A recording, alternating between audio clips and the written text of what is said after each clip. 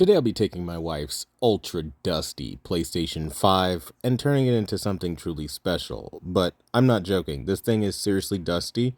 All it does is collect dust. Now the reason for that is because she has a PC, but yeah, you can clearly see we need to wipe that bad boy down. And once we do that, you'll get a preview of what it actually is going to look like. Yeah, epic. Now, we're going to start with some of the items that we have from our friends over at Extreme Rate. They actually went all in giving us a lot of stuff to really customize this year, and I really want to show you guys that even though prices have risen on a lot of things, we can still have some really cool stuff. I'm talking these Beast thumbsticks. These are probably one of my favorite products that they make, I'm not going to lie, because it makes the biggest transformation for me and literally all of my setups, especially those grips. Those things are nice. It's one of those things that you have to experience, and I want to share that with you. So as a gamer, you're put on game too, and your gaming is going to improve as a result, whether you're on PC or console. Spoiler, I game exclusively on PC. Now this is something I'm really excited about. These are the RGB lights for the PlayStation logo. Now, unfortunately, you do have to use the original PlayStation case for it, or something that has the cutout for it. So my lovely gold plate's not gonna slide, but still, it'll make it look really nice. Now, these are also essential for everybody with an Xbox Series X controller. It is the best grip ever. I'm not even joking. And then again, we've got more chrome goodness. We're going to be installing each and every last one of these products, by the way, so that you can see exactly what it's going to look like on your individual device so that you know it's going to be that deal. So without any further ado, let's dive right into it. Now, I wanted to start with my Xbox controller, get these white side plates off because while they're all right, they have a little grip on them, they're not very ergonomic, and honestly speaking, I've never really liked them that much. So we're going to be replacing these with something a lot better. And by a lot better, I mean those nice rubberized ultra texture grips. These grips, by the way, let me just tell you, are going to change the way the controller feels immensely to the point where you really won't ever, and I'm not joking, you really won't ever want to get another controller outside of one with the grips on the side like this. Just know I said that, okay? Now, that being said, we have to take out the screws. Now, what I like to do is use my personal screw because the ones that Extreme Rate gives you gets the job done. But see, I am very, how do I say this, clumsy. So screws end up inside of the controller, then I have to take it apart even more, and it's a bit more of a hassle for me. So what I end up doing is just using my very own magnet screwdriver, and you're going to see this at the end. So don't expect it straight away. This is just me struggling to get it open because, you know, I don't have the magnet screwdriver, and it does take a little bit of fiddling on my end to get it open. But once you locate all the screws and you ensure that they are all disconnected, unlike what I'm doing here, you'll be able to pull it apart relatively easy. But again, you just want the screws in the top, the bottom, and then the middle, more or less, and then the whole top of the shell will come apart. Now, once you get the shell open, you'll have your thumbsticks exposed, and that's where we're going to get our lovely thumbsticks out by literally just ripping them off. You don't have to do anything outside of that. It's really that simple. Just literally pluck them off, pluck them out, and then find the new ones and put those bad boys on. Now, again, you have to make sure everything is aligned with the holes, which is pretty easy to do. Now, I probably should have put the thumbsticks together beforehand, but I also wanted you to see the process and how easy it is to literally put them in and then also put them together, because a lot of the time you see the finished result, but that doesn't tell you how to actually get there, and then you're left with more questions than anything else, especially if you didn't watch Extreme Rate's video. That being said, I highly recommend you watch Extreme Rate's videos on how to put these things together because they are incredibly easy to understand. And the way I'm doing it here is not exactly the way that they would have done it. So just keep that in mind. This isn't really like their way. That said, though, once we get it installed, it's literally as simple as just putting the shell back over it and then putting the screws back where they go. And this is that magnet screwdriver, by the way, that I was talking about. Very important because, again, I'm able to just drop them in there without all of the struggling that I usually would have had to do. So I mentioned the grips. This is literally where we're going to throw these white pieces away and get the nice grips that we have right here on the side and pimp this thing out.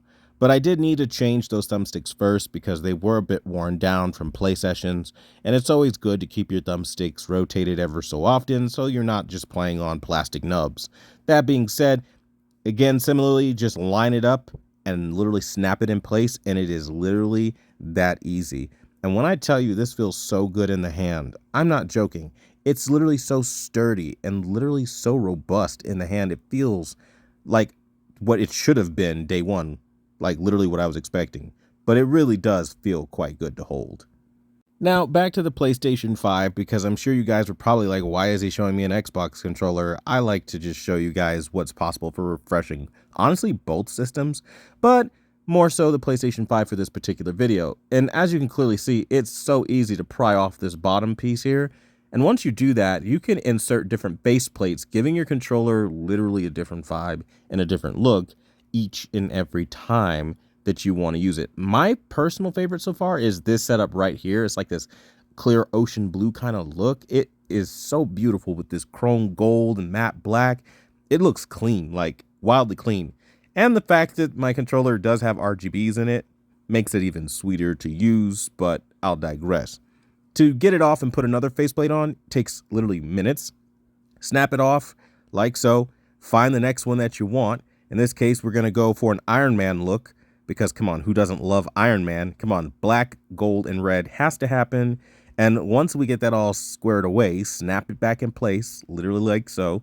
Don't forget the corners, make sure that's all buttoned up. And when you do that, man, when I tell you have you a beast-looking Iron Man controller. I mean, come on, every Marvel fan's greatest dream, if you're an Iron Man fan anyway. It looks just insane. And again, with RGBs, it goes to the next level, even though they're not on in this particular video. But still, we have more because you can also chrome it out as well.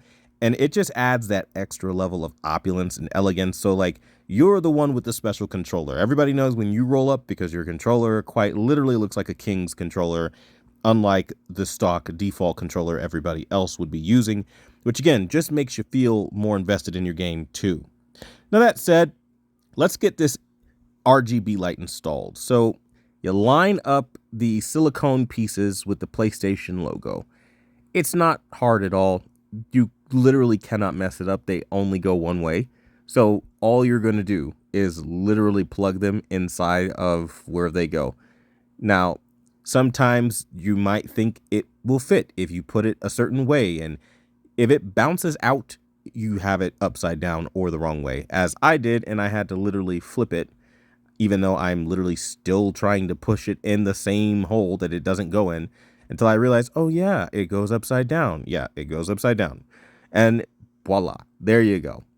Now, this is going to be the back plate that's going to help illuminate the RGBs, because we want to soften that light versus having that harsh, unflattering light come through the PS5 of the LEDs. We want something that's going to be a little translucent that it could shine through in order to give us the maximum effect that we're going for here. But once the silicone pieces are all in, this is what it ultimately will look like.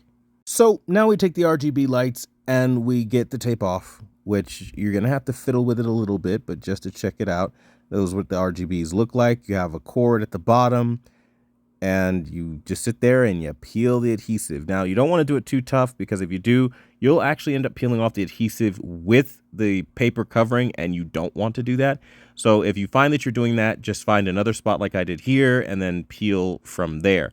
Keep in mind, this is a paper-based sticker, not a plastic-based sticker. So, if you go too fast, you can rip it, and then you'll be stuck trying to dig all of the paper off of it, which that is not something I wanted to do. So I was finding other areas and then pulled down from there, as you can clearly see. I cannot stress being patient with this part. Maybe get a blow dryer if you have one available, and literally heat up that glue if you don't want to do it the hard way, because it will, depending on how long it's been sitting there, be a bit on the finicky side of things. So all we want to do here is line the PlayStation logo up with the PlayStation logo on the PS5 once you remove the cover, and make sure you gently press it so it's not obviously looking all misaligned. Take your time with it. You want it to actually shine through the right way. And as you can clearly see, we are doing an absolute ace job right here, making it look all nice and tidy. I'm not going to use the included wire management because I don't really care about the back of my PlayStation 5, if I'm being honest, because I'm never going to be back there. But if you are more finicky, then you can definitely use the included wire management pieces that they did include, which I will be omitting. So that being said, we have all of that pretty much buttoned up. We have our lights, we have our translucent backplate, but now I'm going to do something a little different and upgrade my wife with some RBGs because I want her to have a really pimpin' PS5 so that she actually turns the thing on and it gets rid of all of the dust that you guys saw earlier on in the video that she literally just let it collect. So let's try to install these next.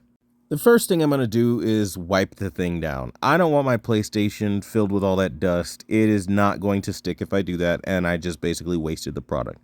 So right now I'm going to give it a nice and thorough wipe just again so that it adheres, but wiping it is literally not enough because then we need to locate the dry wipes and make sure we dry up what was just wet.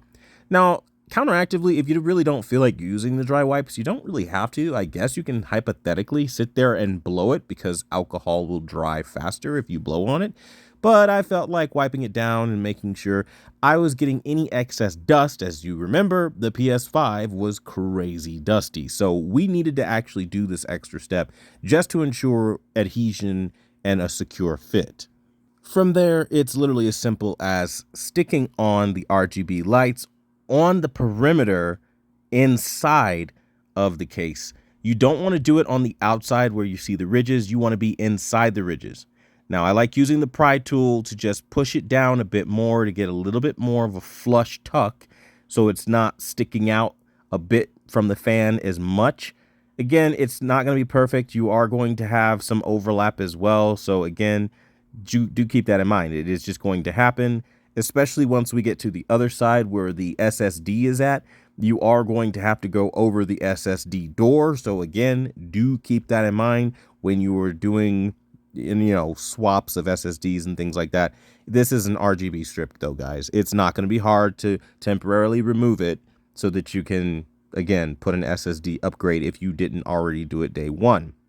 So again, with the adhesive, be very patient, take your time, line it up, and then you're good to go.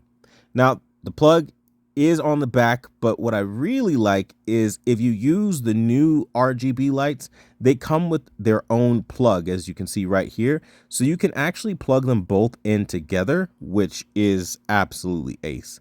But from there, we literally just put the PlayStation 5 back together, which is a pain in the ass always. And we're going to be able to show you what this all looks like once it's put together. Now, because I'm super geeking out on this, I'm going to show you the PlayStation logo first, because this is by far the most badass thing I've seen in a very long time. The logo literally has a light and turns on. I don't know. Maybe for some people it's not a big deal, but to me, that's absolutely epic because, come on, we've always wanted that out of PlayStation, and you have different presets as you can clearly see. So if you didn't want it to just sit there and do one little strobing effect, it can do others, like this one, which I think is really cool. Kind of looks a bit like police lights, not gonna lie. I more feel this vibe where it kind of just slowly fades in and out, but it still gives a lot of good color and it's got a lot of pop. So the RGBs that they use are really high quality, just so you know, you're not getting some cheap garbage like if you buy some other products on the market, not really gonna do it for you. Now, the control is built into the USB on the back, and you press and hold that button and then you cycle through like the RGB modes and things like that, like I'm doing right here. And again, you have tons of versatility. As you see, I've got my lights on. These are those lights we installed inside, and this is what it looks like. And again, absolutely incredible. Makes a PlayStation 5 actually look like a PC or something like that with how futuristic it looks. If the PlayStation 5 actually came like this, I think everybody would have freaked out even more. And I think this is going to help refresh it and keep it fresh even long after it becomes boring. What do you guys think?